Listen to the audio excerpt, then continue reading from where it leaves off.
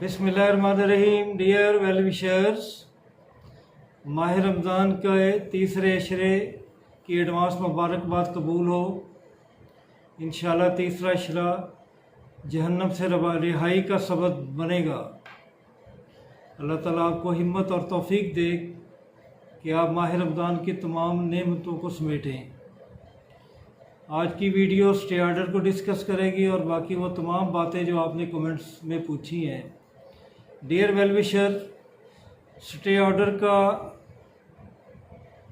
Meaning है to refrain someone to take any legal action against someone. And secondly, एक और जो strong element है कि इररिपेयरेबल लॉस ना हो। तो इस हवाले से डिप्टी अकाउंटेंट फाइनेंस ने स्टे ऑर्डर लिया। अब dear well wisher, stay order का ये मतलब हरकत नहीं कि वो लोग क्लियर हो गए और जॉब पे चले गए। ये एक टेम्परेरी रिलीफ होता है। इसके बाद पीपीएससी जवाब जमा कराएगी, इस पे डिबेट होगी और फिर हतमी फैसला आएगा कि क्या ये लोग जारी रख सकते हैं या इन्हें भी दोबारा इम्तिहान देना होगा। तो इस हवाले से मेरे वेल विशर परेशान है। वो समझ रहे हैं कि बाकी तमाम पेपर भी स्टे ऑर्डर का शिकार हो जाएंगे। इसमें कोई हकीकत नहीं। ज़िलेदार की पोस्ट डीजी खान से कमेंट्स आए हैं कि वो ज्वाइन कर चुके थे या फिर एंटी करप्शन का कुछ बनता है। उनकी फाइनल लिस्ट तो बन गई थी लेकिन उन्होंने ज्वाइन नहीं किया था। तो मैं नहीं समझता कि लेक्चरर की किसी सीट पे भी अब स्टे मिले। इंशाल्लाह ये पेपर दोबारा होंगे और इनके साथ साथ रिमेनिंग पेपर भी होंगे, जिनमें सब इंस्पेक्टर का भी है, जिनमें एसएनजीडी का है और बहुत सारे पेपर हैं। डियर वेल विशर्स, आप बार बार पूछते हैं कि पेपर कब होंगे।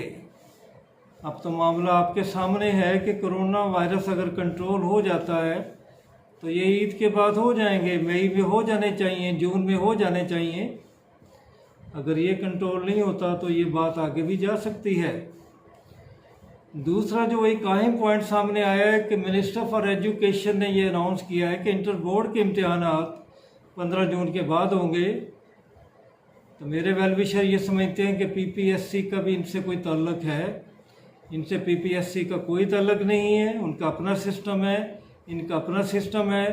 आपको मालूम होगा कि पिछली दफ़ा जब तहसीलदार के पेपर होने जा रहे थे तो तब भी कोरोना था और पीपीएससी ने एसओपीज़ के तहत पेपर ले लिए। दुआ करें कि इसकी शिद्दत में कुछ कमी आ जाएगी तो ये पेपर हो जाएंगे। आप बार बार डियर वेल विशर पूछते हैं कि रिज़ल्ट कब आ रहे हैं। मैंने आपको अक्सर बताता हूं कि तमाम रिज़ल्ट पाइपलाइन में हैं और आपके इल्म में है कि पिछले 3-4 दिनों से Arabic, geography, botany, sociology, computer science, labour officer वगैरह के रिज़ल्ट आना शुरू हो गए हैं। तो इंशाल्लाह इंग्लिश वाले भी पूछ रहे हैं कि उनका कब आएगा, तो उनका भी इंशाल्लाह आज आया या कल आया। लेकिन इसमें थोड़ा सा है कि क्योंकि इंग्लिश में ज़्यादा लोग हैं और गवर्नमेंट की ये स्ट्रेटजी भी हो सकती है कि चूँकि इदारे बंद पड़े हैं लिहाजा इन्हें इतनी जल्द सेक्रेटेरिएट ना भेजा जाए। इस मामले को थोड़ा सा सामने रखें और इसमें कोई ऐसी बात नहीं है। तो डियर वेल विशर्स, इसके अलावा जो एक सामने बात और आई है वो ये है कि एज रिलैक्सेशन के बारे में आप बार बार पूछ रहे हैं कि पीएमएस में मिल सकती है लेक्चरर में। तो डियर वेल विशर, यकीनन मिल सकती है, लेकिन ये एक जनरल ऑर्डर होगा जो गवर्नमेंट ऑफ पंजाब करेगी और कोरोना वायरस के तहत जो हालात है मेरे ख्याल में एज रिलैक्सेशन मिलेगी। 3 से 5 साल तो इंशाल्लाह मिलने चाहिए। इसके अलावा मेरे कुछ दोस्तों ने डीजी खान से जनूबी पंजाब से ये क्वेश्चन उठाया है कि उनकी 30 सीट जो थी डिप्टी अकाउंटेंट की वो विद हेल्ड कर ली गई थी क्योंकि कोर्ट में केस था। तो उनका अब क्या बनेगा? तो डियर वेलविशर वो विद हेल्ड की हैं, वो सीटें मौजूद हैं, उनके साथ कुछ और भी शामिल हो जाएंगी, लेकिन अब उनके लिए री एडवर्टाइज में जाना पड़ेगा। तो ये कुछ पीपीएससी के हवाले से बातें थी। इसके अलावा मेरे वेलविशर ने जो अहम बात पूछी है कि दोबारा भी सीट्स आ रही हैं, लीग पेपर के भी इम्तिहान हो रहे हैं, तो जो पैटर्न है वो सिलेबस है वो यूनिफॉर्म होना चाहिए और प्रीस्क्राइब्ड होना चाहिए। तो डियर वेलविशर मेरी भी ये ख्वाहिश है और मैंने ईमेल भी किया है जनाब चेयरमैन साहब को, और इंशाल्लाह ईद के बाद सेक्रेटरी साहब से, चेयरमैन साहब से मुलाकात की कोशिश करूंगा और इस मसले को उठाऊंगा, क्योंकि सिलेबस यूनिफॉर्म ना होने की वजह से खुसूसन जो यूनिवर्सिटीज़ में सिलेबस हैं और एफिलेटेड कॉलेज में उनमें बहुत फ़र्क है। तो उस फ़र्क को सामने रख के एक यूनिफॉर्म सिलेबस आ जाए तो इंशाल्लाह ये बेहतर होगा।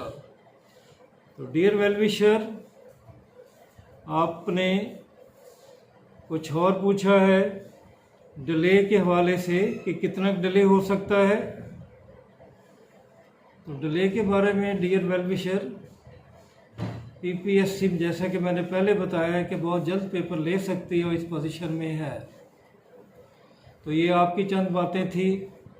फिर सब इंस्पेक्टर के हवाले से मेरे एक वेलविशर मोहम्मद शोएब साहब ने रिमार्क्स दिए हैं, वो ज़रूर होंगे, इंशाल्लाह ज़रूर हों। मैंने कभी नहीं कहा कि वो हरकत नहीं होंगे, ये अभी कंफर्म नहीं है, लेकिन एक अच्छी खबर है कि ये जो सब इंस्पेक्टर की सीट्स के हवाले से रिक्वेजिशन गई थी वो अभी वापस नहीं आई, अभी पीपीएससी में पड़ी हुई है। तो मेरी ये दुआ है कि ये भी हो जाए और दोबारा एडवर्टाइज ना आए, क्योंकि इससे एक और मसला भी बन सकता है कि बहुत सारे लोग ओवर एज का शिकार हो रहे हैं। अगर दोबारा एडवर्टाइज में की जाती है तो ओवर एज का मसला भी आ सकता है। तो ये चंद बातें थी। अब कुछ आपसे बातें, कुछ ज़ाती बातें। मेरे वेलविशर का मुझसे बहुत गहरा तल्लक बन गया है और ज़ाती मामलात में मेरे तक पहुंचाते रहते हैं। पहले वो यूट्यूब थे, फिर व्हाट्सएप पे आए, फिर डायरेक्ट कॉल पे आए, अब तो माशाल्लाह वो मेरे पास आने के लिए भी तैयारी कर रहे हैं कि जैसे ही वो मुंतखब होंगे तो सबसे पहले मुझे मिलने आएंगे, तो मुझे बड़ी खुशी होगी। आसिया मलिक हमारी वेलविशर के भाई बहुत बीमार हैं, आईसीयू में हैं, उनके लिए दुआ करें। इसके अलावा महवज बहुत बीमार रहीं, अब अल्लाह ने करम किया वो कुछ सेहतमंद हैं, उनके लिए दुआ करें। मुनज़्ज़ा कंवल ने अपने एक बहुत ही मोहतरम प्रोफेसर की डेथ के हवाले से बात की कि वो 17 अप्रैल को फौत हो गए। अल्लाह ताला उनके दर्जात बुलंद करे। बहुत बड़े इंसान थे, इंशाल्लाह बड़ा मकाम हासिल करेंगे। मेरी वेलविशर सूफिया महर एक लिटरेरी फिगर बन गई हैं। उन्होंने एक नावल लिखा है अल्लाह और अब्द के नाम से, जो किताब नगरी पे ऑनलाइन के तौर पे सीरीज़ वाइज पेश किया जा रहा है। मैंने उनसे रिक्वेस्ट की है कि आप इसको हार्ड शक्ल में भी लाने की कोशिश करें। तो ये मेरे कुछ अच्छी खबरें। एक और अच्छी खबर कि अनीला मलिक साहिबा का भी मैसेज आया है कि उन्होंने बहरिया टाउन में अपना नया घर ले लिया है। अल्लाह ताला उनको नया घर मुबारक करे। डियर वेल विशर्स, आखिर में मैं आपसे यही कहूँगा कि ज़िंदगी में मुश्किलात आती हैं, उनको मसला ना बनाया करें, बल्कि चैलेंज के तौर पे एक्सेप्ट करें और मुकाबला करें। हिकमत अमली से ज़िंदगी गुजारने की कोशिश करें। सब्र, शुक्र और मोहब्बत तीनों का बड़ा दर्जा है। सब्र मुसीबत को टालता है, शुक्र नेमतों को बढ़ाता है, मोहब्बत खुशियाँ बांटती हैं। मेरी दुआ है कि अल्लाह रब्बुल इज़्ज़त आपको सदा इन तीनों की दौलत से माला माल रखे और आपकी ज़िंदगियाँ बहुत ही अच्छी तरह से गुज़रें। इंशाअल्लाह फिर आपसे जल्द मुलाकात होगी। अल्लाह ताला आपका हामी व नासर हो। खुदा हाफिज़।